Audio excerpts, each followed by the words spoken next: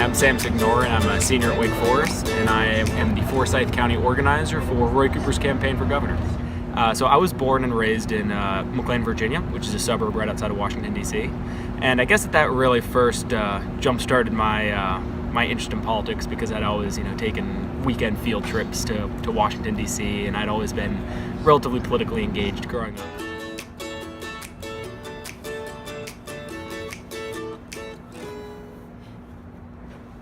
So I was really looking for something to do over the summer, and I saw that this governor's race was going to be something that was going to be not only close and not only get a lot of media attention, but that there was a lot of direction that really rode on this campaign. I'm sure you guys have heard of HB2, the transgender bathroom bill, the Dan River crisis, low teacher wages. There was a lot of things with North Carolina that weren't going the proper way in a lot of people's minds, and this was a campaign that was very clear to me that was going to dictate the direction of the state for a lot of years to come. And it was that initially that got me very passionate about working for him.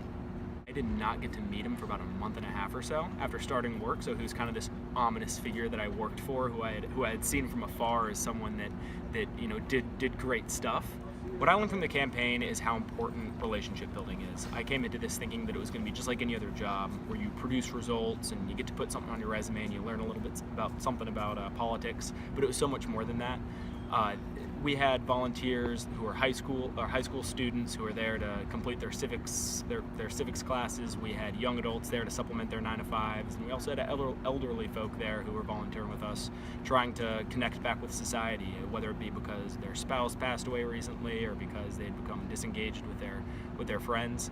And I remember one moment that touched me specifically. There was a woman who opened up her home to us to have a volunteer house party, and there she came up to me and said just how much me and the rest of the volunteers had changed her life. And she had lost her husband in 2013, and she didn't have a whole lot of friends in the area. And she came up to me and just said how important it was, how important our group of 10 or 15 volunteers were to her. We're just going to say Sam Signore on this one day. What do you think?